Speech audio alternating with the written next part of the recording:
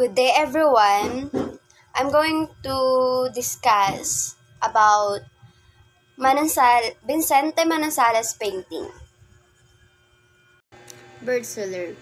Ang Bird Seller ni Vicente Manansala ay isa sa mga iconic na gawa ng isang master modernist. Ay napakahalaga ng kontribusyon nito sa visual development ng Cubism sa Asia. Kumbaga naipinta ito noong 1976 kung kailan naabot na ni Manansala ang kanyang mastery na tinatawag niyang translucent cubism.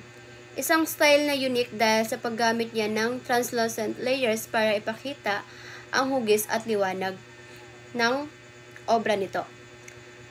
Kasama ang painting na ito sa mga pinakamagandang obra ni Manansala, karaniwang tema ng kanyang mga gawa ang mga lokal na eksena tulad ng mga nagtitinda ng duck, eggs, or balot, mga fruit at vegetable sellers at mga sabongero.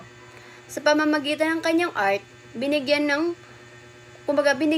buhay niya ang Filipino culture gamit ang modern style ng Cubism, kaya't naging napakahalaga nito hindi lang sa Pilipinas kundi sa buong Asia. Si Vicente Silva Manansala ay isang Filipino artist na kilala dahil sa kanyang distinct na style sa pinagsama-sama ang tradition Filipino themes at contemporary arts forms. Bagamat limited ang impormasyon tungkol sa kanya, posible na ang kanyang gawa ay may alignment o inspirasyon mula kay Vicente Manansala, isang iconic Filipino painter na master ng modernist approach at Cubist-inspired interpretations ng Filipino culture at daily life. Kumbaga ang mga obra ni Vicente Manansala ay nag-explore din sa mga similar themes tulad ng Filipino identity, traditions, at mga eksenang social sa modernong visual style. Dahil dito, ang kanyang artworks ay nagiging relatable hindi lang sa mga Pilipino kundi pati sa mga international audiences.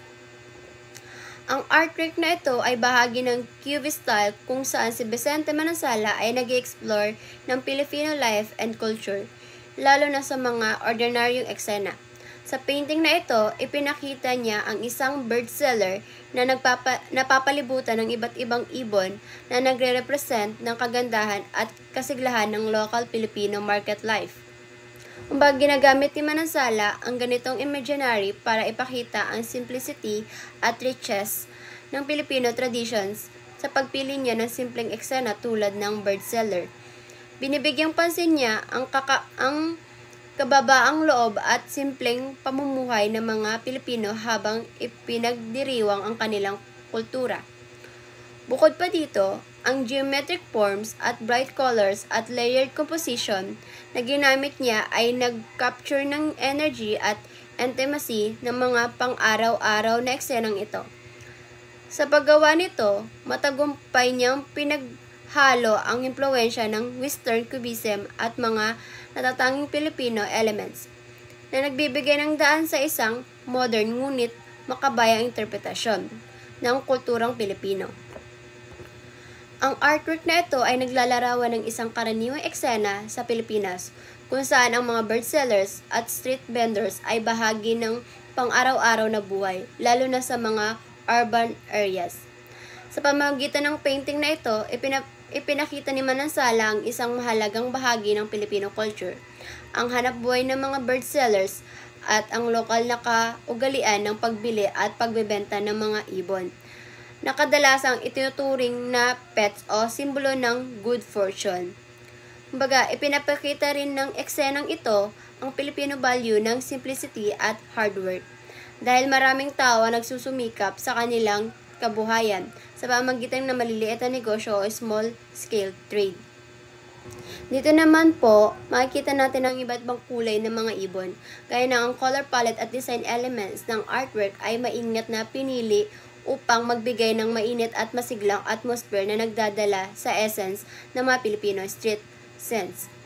Karaniwang gumagamit ito ng early tones na may halo ng bright hues, lalo na sa mga ibon at paligid.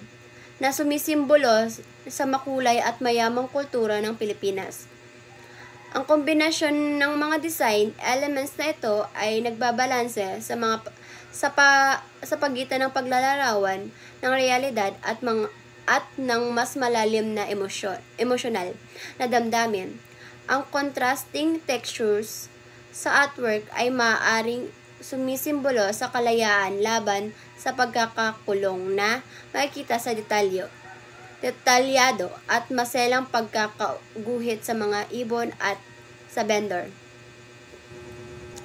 Binibigyan din ni Manansala ang mundo ng bestseller at hinihingkayat ang mga viewers na magmuni-muni tungkol sa mga tema ng hanapbuhay, kalayaan at pagpupursige sa pang-araw-araw na buhay ng kultura ng mga Pilipino.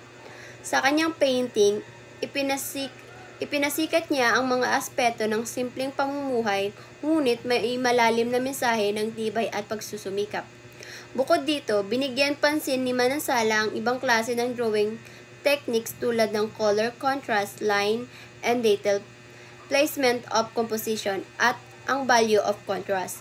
Ang mga color contrast ay nagpapakita ng buhay at enerhiya ng eksena, habang ang line and detail ay nagbibigay ng detalye sa mga ibon at sa vendor, na nagpapakita ng kahalagahan ng bawat elemento sa obra. Ang placement of composition ay nagpo-focus kung paano nakaayos ang mga elemento sa painting, na nagpapalakas sa kabuuang mensahe ng artwork.